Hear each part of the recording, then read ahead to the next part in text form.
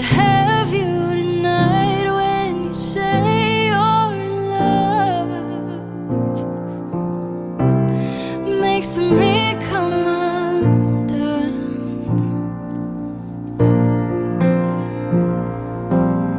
Something perfectly wild, spinning round like a child. Oh, in all that you are good for my heart. Something rare, something strong, stands against all the odds. Love that blooms in the dark. You are good for my heart.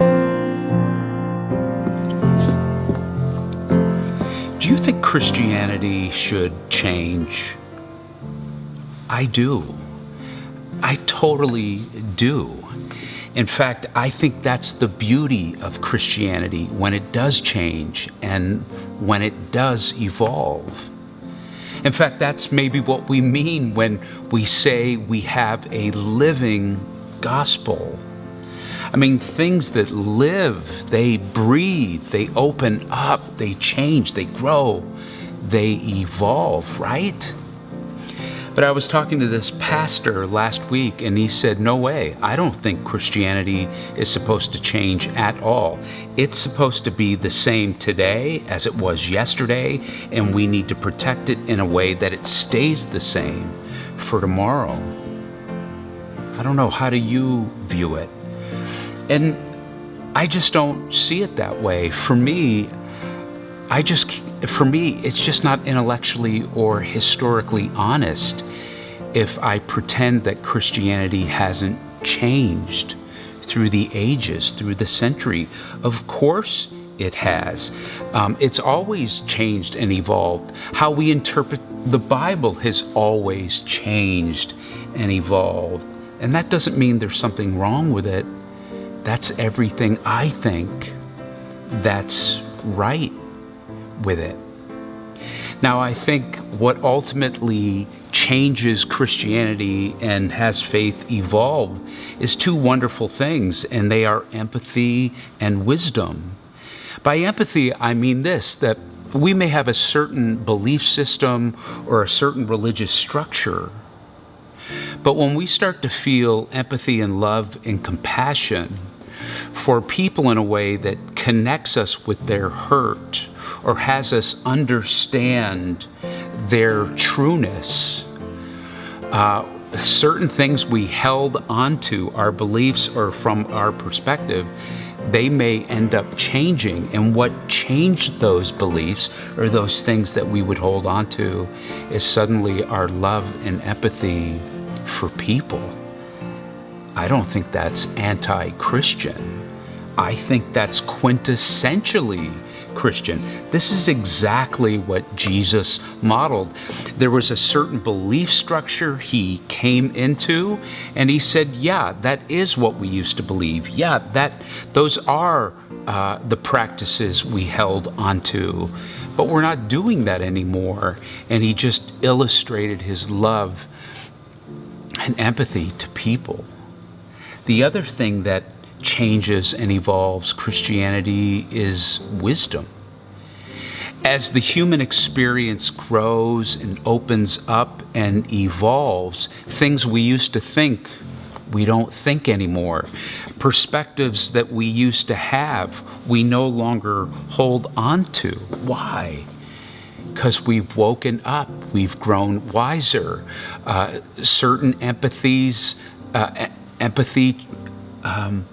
moves us to change things we believe and hold onto. So empathy and wisdom, it changes our spiritual lives.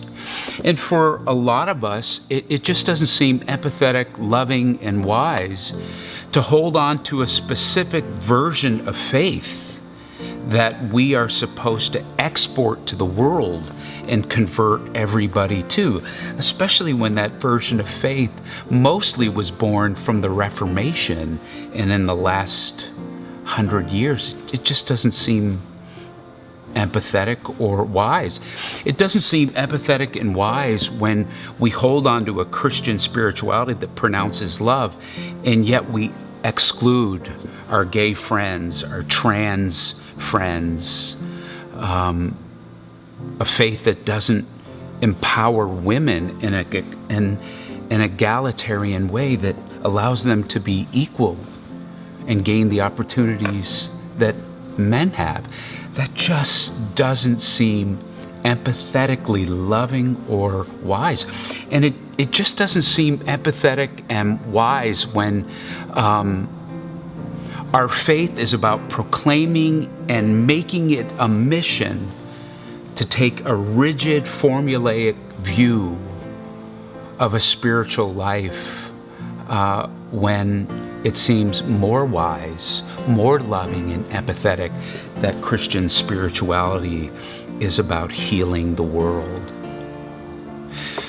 So what if Christian spirituality was less about adherence to a specific doctrine or protecting certain beliefs, and it was more about opening up with empathy, and the scriptures lead us to a place of greater wisdom, where we see things differently, where we feel things differently, where Christian spirituality, more than beliefs and doctrine,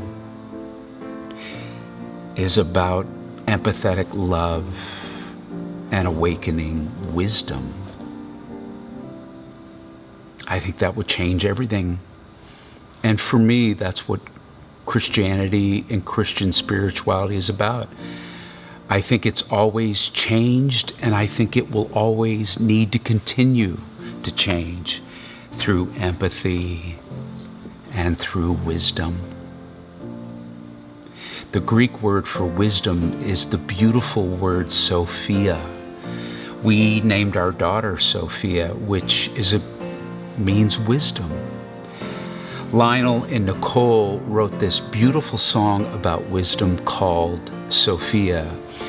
And as they come, sing it. And as you watch and listen, make it more than observational. Make it more than transactional. Open up your mind, open up your heart and soul and spirit. Breathe in empathy. Breathe in wisdom. And may you experience the presence of God.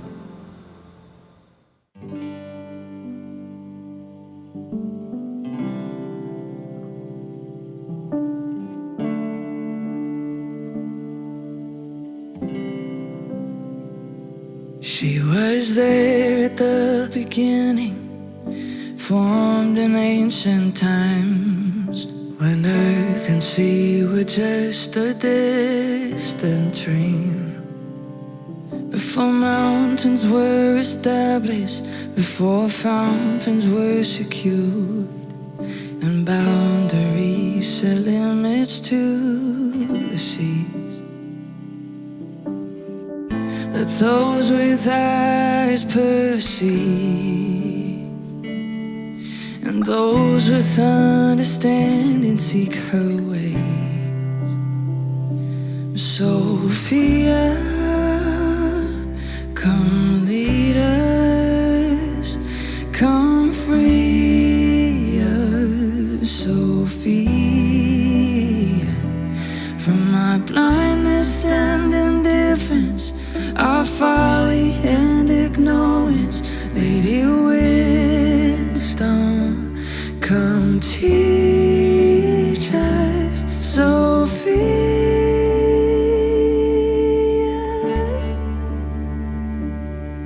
She shouts in gentle whispers in the streets and marketplace.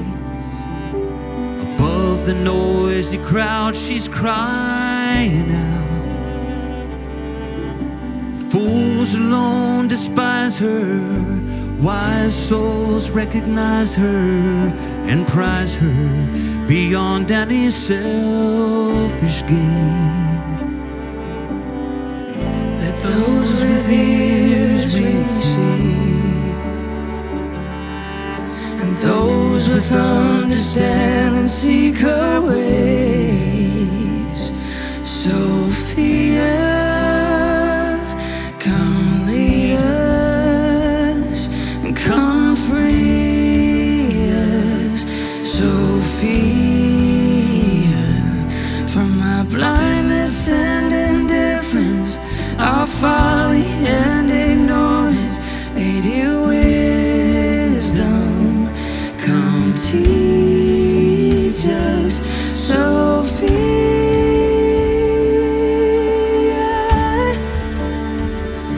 she is patient, and she is peaceful, and she is gentle, and she's meek. She is waiting, and she is calling to those who listen, to all those who seek. And she is patient, and she is peaceful, and she is gentle, and she's meek. And she is waiting, she is calling to those who listen, to all those who seek. Sophia, come lead us, come free us. Sophia, from our blindness and indifference, our folly and ignorance, Lady Wisdom, come teach us. Sophia,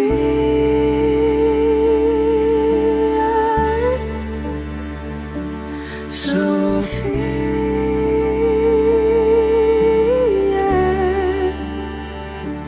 come and lead us. Sophia.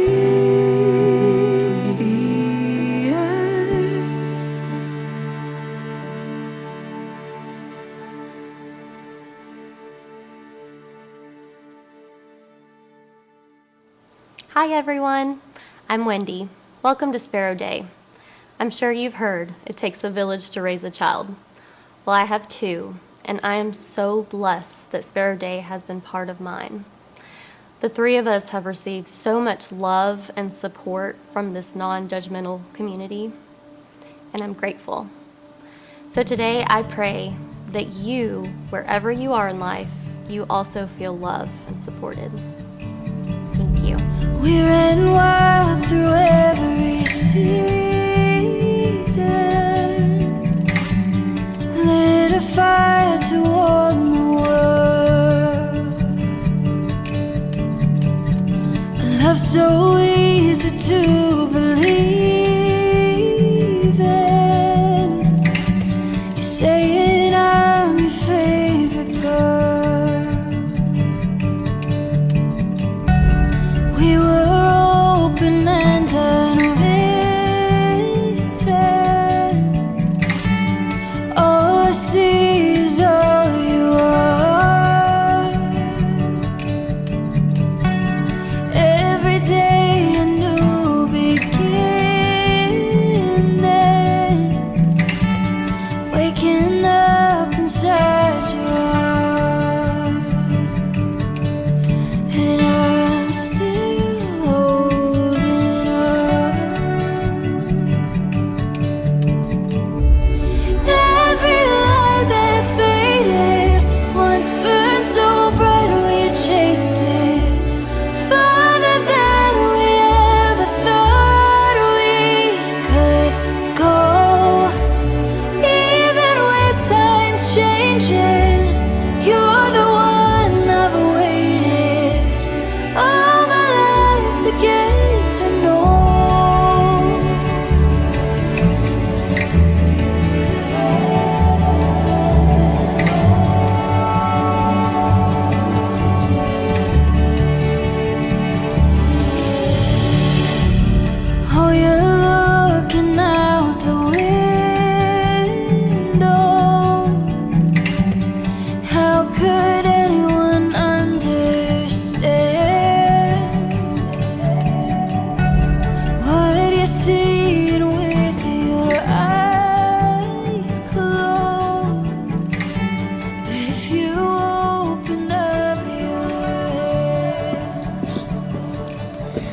Well, welcome, SPERO Day, and if you are part of our Nashville congregation, I hope you're doing well.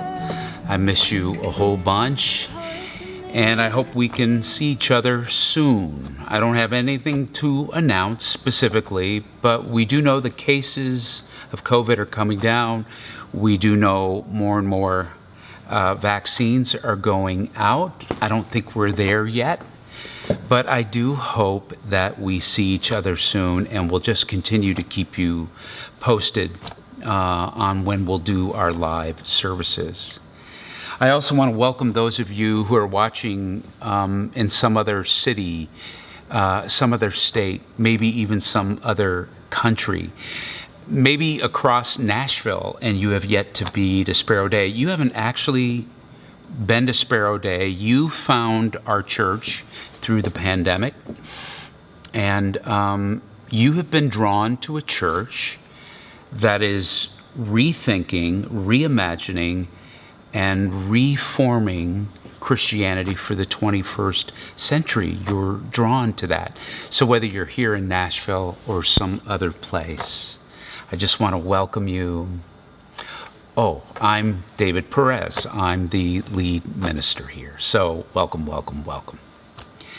Well, a couple weeks ago was Ash Wednesday. And if you are familiar with the church calendar, Ash Wednesday is what kicks off the season of Lent.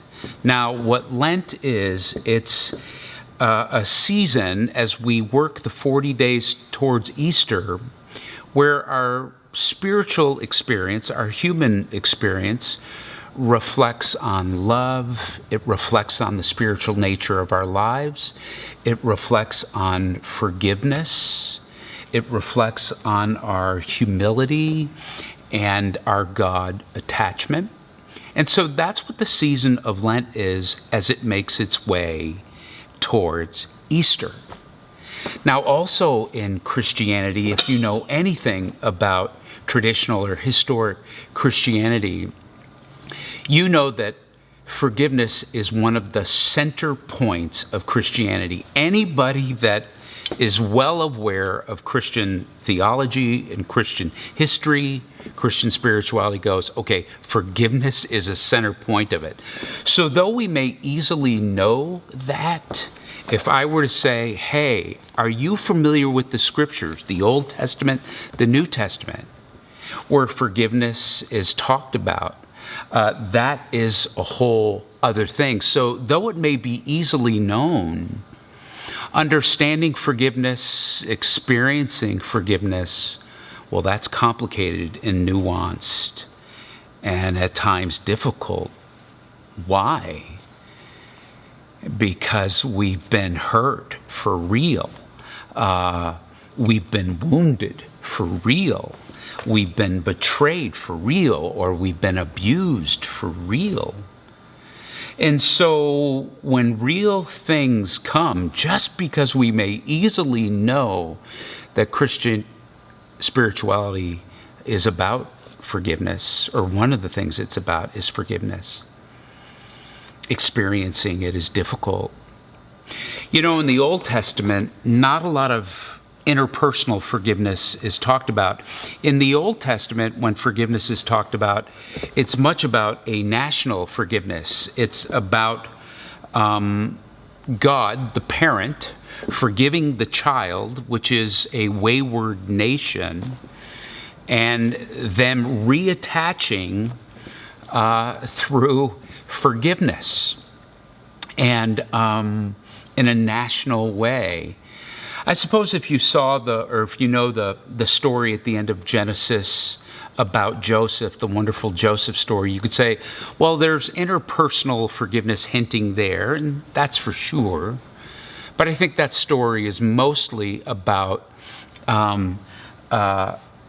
hurt and relational restoration. But by the time we get to the New Testament, oh man, when Jesus talks about forgiveness, it's all interrelational. It's all interspiritual. And the Apostle Paul and the other New Testament writers do the same. And so forgiveness is one of those things that is known, well known, but what is it? And how do you do it? And why should we forgive? I don't always think that can be so easily answered. This is where ministerially I'm a contrarian. I don't think there's one simple answer as to what forgiveness is or why we need to forgive or how we get there. It can be as nuanced and complex as the hurt and the amount of people that experience it. But one thing that is a common experience is that none of us can go through life without being hurt. All of us have been hurt in a way that we are holding on to something, and it's hard for us to let go of something. That's a very, very common experience. We even know, all we have to do is watch an old Oprah show or watch a goofy Lifetime movie, and we even know that harboring hurts and resentment and not forgiving, we even know that this is just not medically, scientifically good for us, right? We know that. We know it raises heart rates and stress. We know it lowers mortality rates when we harbor resentment and can't forgive. But even though we may know what is important to our faith, and even though we may know what's not good for our health, our own souls know that when we can't forgive someone or something, when we insist on holding on to something and letting go, it's self-torturing, isn't it? It keeps us trapped in our past. It keeps us trapped in our present hurtful thoughts. And it creates for us now a very rigid and narrow future for us. So we long to be people who forgive and to let go of grudges. So last week I talked about 3 barriers to forgiveness. Today I want to talk about 3 things that we actually need to release in order to help us move and navigate towards forgiveness. And I'll tell you what I've discovered about forgiveness, or I should say this, what I've discovered about life is constantly having to forgive someone all the time. People in life are always letting us down, not coming through. People often say insensitive things to us. People often don't come through or betray us. There are others who have been abused. So just living life is this constant confrontation of will I forgive or not forgive. And last week I talked about that, one of the things that forgiveness isn't, it doesn't always mean that a relationship is restored. And I told a story about one of my own lifelong friends about reaching forgiveness, but not necessarily restoring a relationship. But forgiveness is often a restoration of relationships. And part of the journey there of restoring relationships through forgiveness, it is journeying to this place where you have done the inner work of being able to say, I think my relationship with you is more important to me and matters more than the rights or perspective I'm holding on to. But that's a journey. But here's where I'll also be contrarian as a minister. As much as we know what forgiveness is and even isn't, as much as we know it's bad for our health, but our own souls don't want to be trapped by resentment and be freed by forgiveness, some of our own Christian teaching, some of our own Christian tutelage has not helped at all. In fact, some of our own Christian teaching has inflicted more damage. You see, when we reduce the scriptures, when we reduce our Christian faith to the mere understanding of, say it, pray it, obey it, when we reduce it down to rigid doctrines that don't evolve or change with empathy and wisdom, well, then what can happen is when we teach on forgiveness from that perspective, forgiveness when you've really been hurt or hurt again by somebody is this on-demand thing from you. We demand of you, if you're going to be a good Christian, we demand of you your benevolence and forgiveness.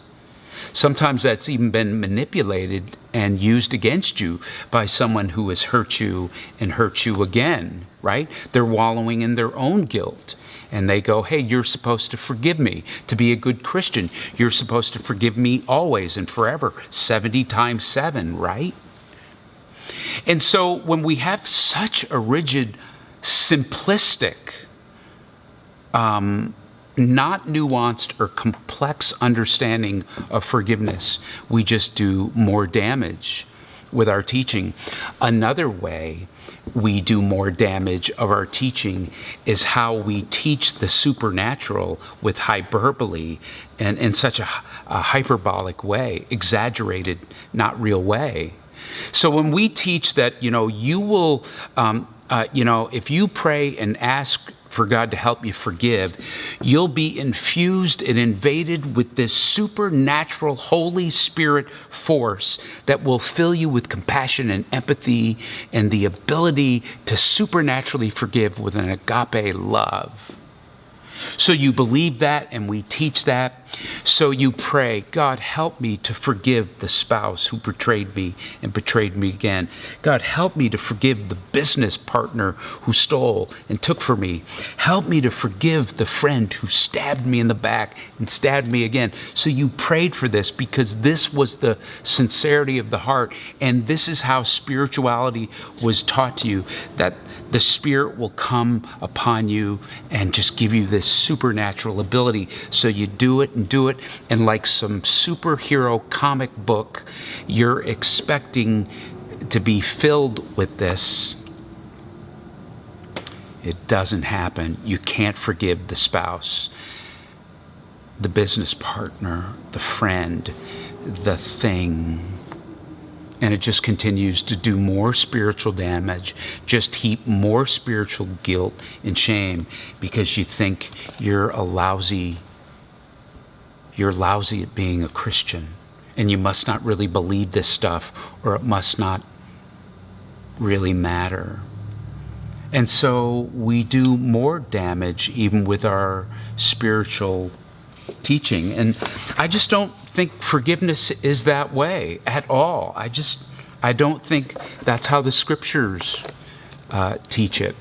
In fact, when we teach forgiveness that way, about this hyperbolic supernatural power coming over us that we just wait on and believe in, it actually leads to self-abandonment.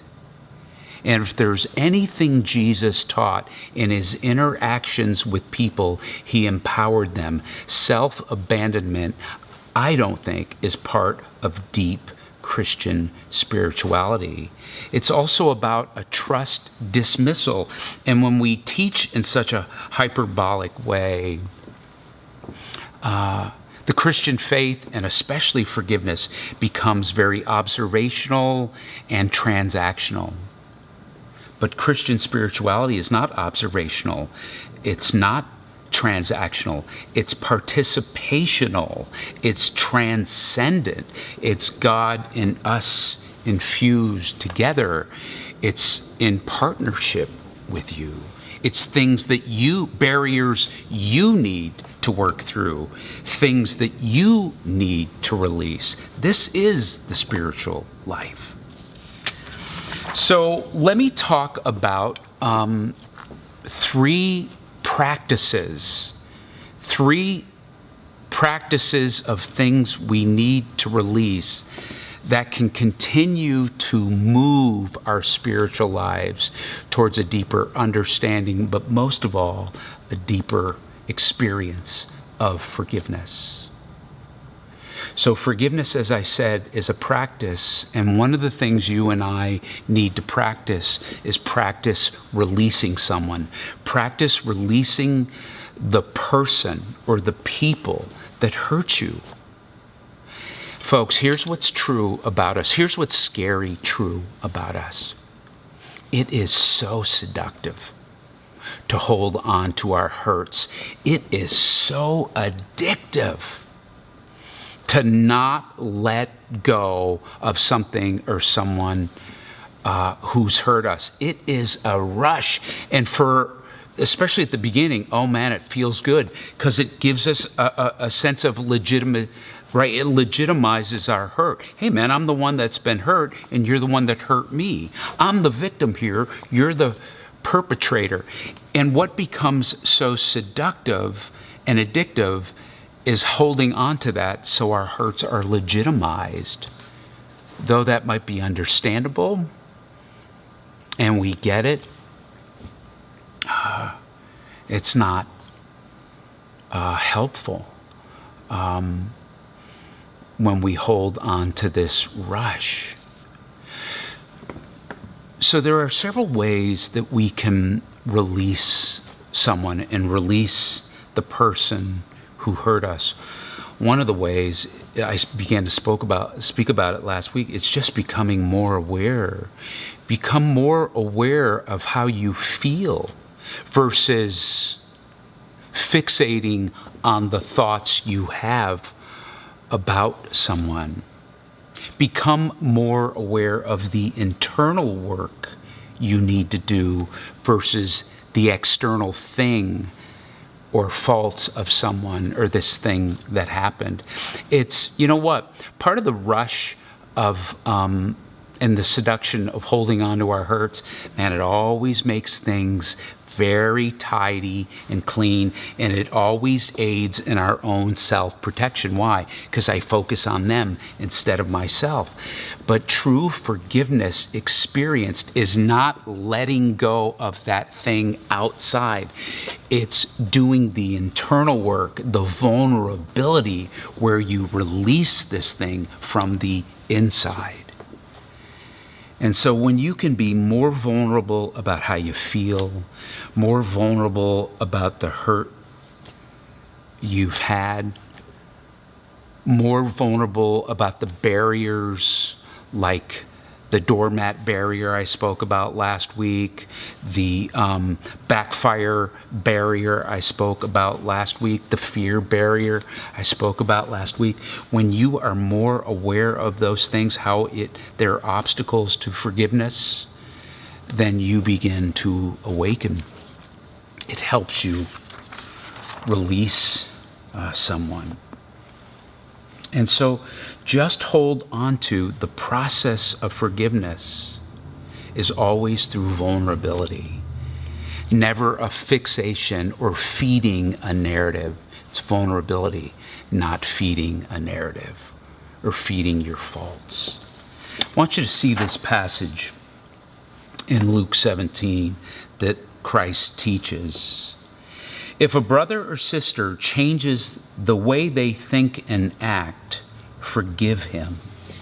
Now let's stop there for a moment. Look at that.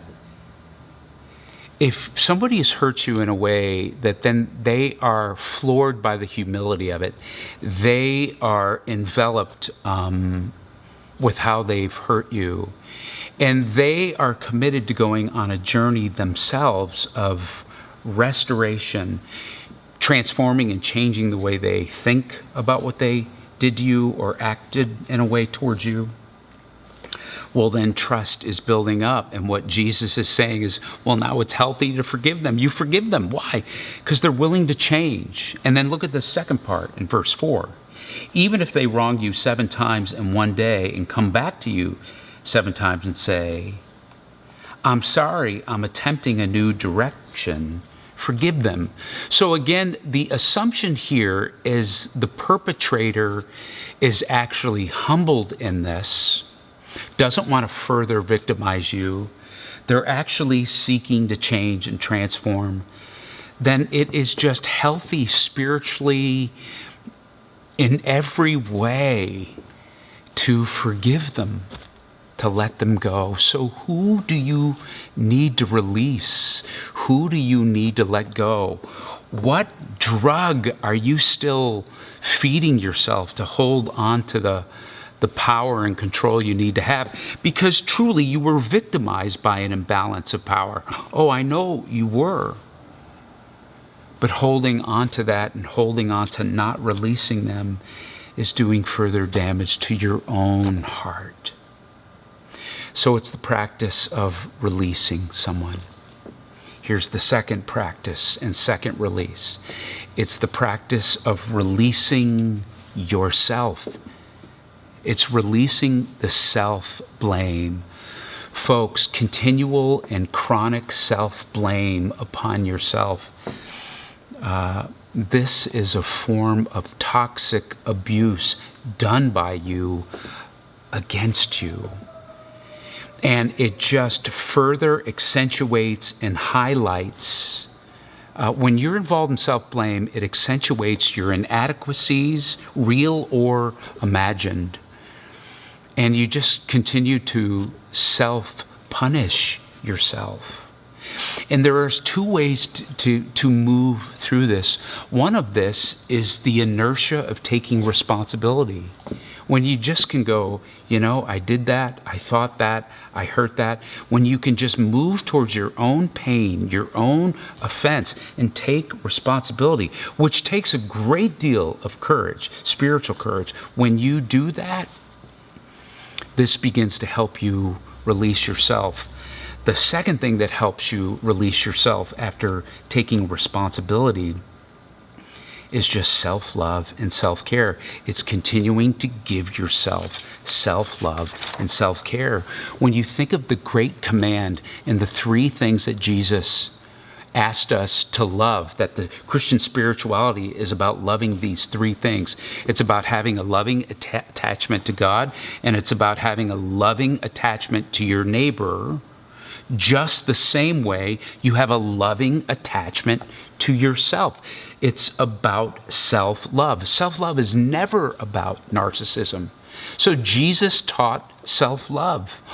The perennial tradition in most religions teaches the health of self-love. I love what the Buddha said.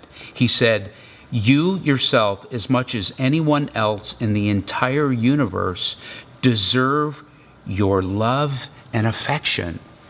This is exactly what Christ was teaching about love your neighbor as yourself. And so this need to be right, this need to avoid blame actually has this boomerang effect that as long as you insist on being right and avoiding blame, it just helps you punish yourself more and more. In fact, self-blame will always lead to toxic self-shame. And so as you move towards taking responsibility and just honestly saying, yeah, that was me, and as you are involved in self-care and self-love, this begins to navigate releasing yourself. Do you need to release yourself? Do you continue to punish yourself with just awful, torturous thoughts about yourself? It's time to release that. And it's time to treat yourself the same way God treats you. It's time to feel about yourself the same way God feels about you. Well, here's the last practice, and the last practice of what you and I really need to release. And I'm going to admit that this one is contrarian. It may even be a bit weird. I can own that. So not only do we need to practice releasing someone and practice releasing ourselves, We need to practice releasing the world. We need to practice forgiving life and forgiving the world. When Jesus was dying on the cross, and when he still had some life and breath and words in him, as he was looking down on those who were torturing him and executing him, he prays a prayer to the God he loves and is attached to, and he says, "Father, forgive them, for they don't even know what they're doing." It's as almost in that sense that Jesus was just releasing and forgiving life. And that happens, that crap and stuff happens in life. Our dreams don't come true. The efforts we give towards our endeavors don't end up being successful, or they fail. People we hoped in don't come through. Something that we thought would bring us life and love collapsed or went away or divorced or died. A hope, a dream never happened. And so some of you have not released that. And how we navigate and move towards forgiveness is when we can just go, life and all the crap that can happen, I let it go. I release it. And if you don't like the word forgiveness, forgiving life, then that's okay. Hold on to this word. Replace the word forgiveness with acceptance. It's like Jesus just had a full acceptance. Father, forgive them, for they know not what they do. He just had an utter acceptance of this is what happens, or this is what has been done to me. And he was able to release it. So the more you can practice releasing someone, releasing and forgiving yourself, and releasing just a life wound and life hurt that was done to you for some inexplicable or maybe very explicable reason, the more you can practice releasing these things, you are on the road to navigating forgiveness. And you might be in a season where, releasing someone and practicing these. Practice is not a one-time thing. If you just have to do something once, it's not a practice. Practicing releasing someone, myself, in life, this is an ongoing thing. Why? Because life happens. People happen. Stuff happens. I don't know. I just think, to me, this gives me many hopes when I think of, understanding the barriers that hurt me from last week to help me navigate forgiveness, understanding 3 things that I have to release. Oh my gosh, this makes not the spiritual life magical. It actually makes it naturally miraculous for me. That God gets to transcend his presence with me, and I get to participate in that. And through this journey, I grow and evolve through wisdom, through empathy. So before we go, let's pray. And maybe we can begin to practice releasing. And maybe this week, each day, you can just become more aware and practice releasing someone who has hurt you, releasing yourself, releasing life. Let's bow our heads and pray. God, I pray that you would be with those who are just holding on to someone who has hurt them deeply in a way that it's just hurting them. I pray that they would release this person by saying this person no longer has power over them. This person no longer has any kind of control over them. And I just pray that you would give them a strength for their own self-love, their own self-dignity. That you would just allow them to let go of feeding the narrative and the real narrative that hurt them. It's real. But to no longer keep feeding that, keep feeding the rightness or the victimness of which all might be true. But they would move towards the vulnerability of the hurt they feel, the wounds they feel, so they can navigate the barriers, so they can move towards self-dignity and strength to let go of this person.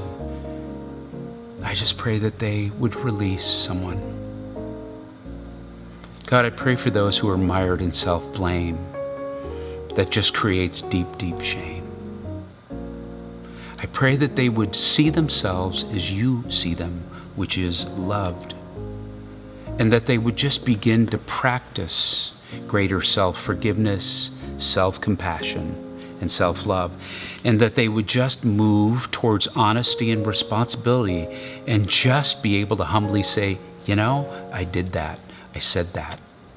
I created that. I allowed that.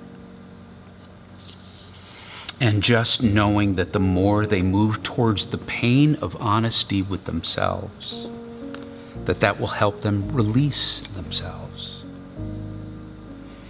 And then, God, I just pray for anybody that is mad at the world, mad at life. I just spoke to someone last week that is just mired in just being mad at the world, mad at how life went. And they're just tortured. In fact, they've been tortured by it for years. God, I pray for anybody who is like that, that they would just release life, release free, let it, release life. And just let go of the world and the way it is and how it hurt them. And help us all to move to just a greater acceptance of how life goes. And I pray this in Jesus' name. Amen. May God bless you. May God's presence be very much with you.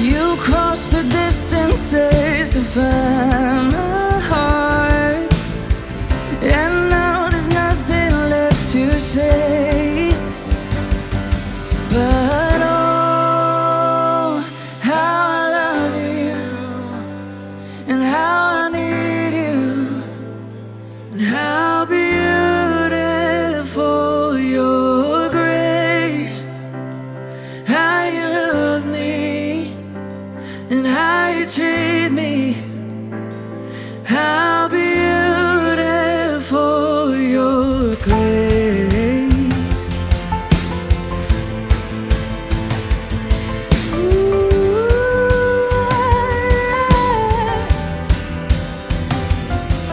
you run to me, my Father.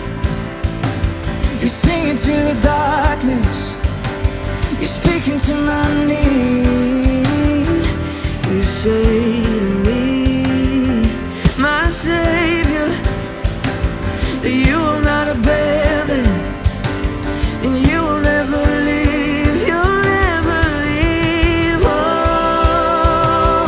how I love you, and how I need you, and how beautiful your grace.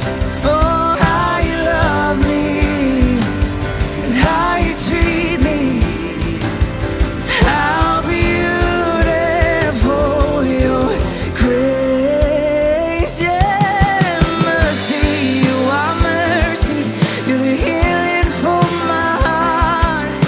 Worthy, you call me worthy.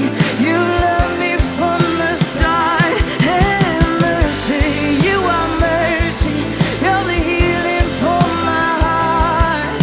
Worthy, you call me worthy. You love me from the start.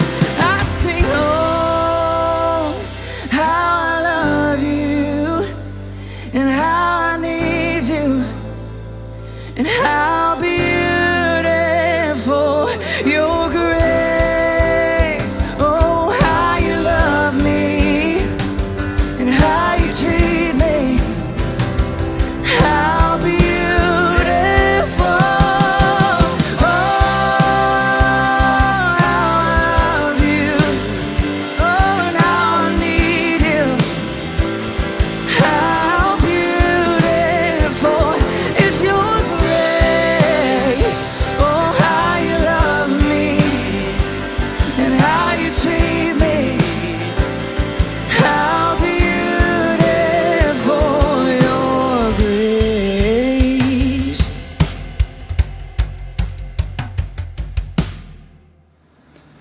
Well, that's our service, and we hope that it was a meaningful one for you. We have a lot of exciting things coming up at SPERO Day, so watch through the next couple of slides to see what's coming up, and we'll see you next week. What was running through my mind? You couldn't help but notice me, staring with that awkward smile from the other side of Thompson Street. I felt love for a little while, 'cause you looked beautiful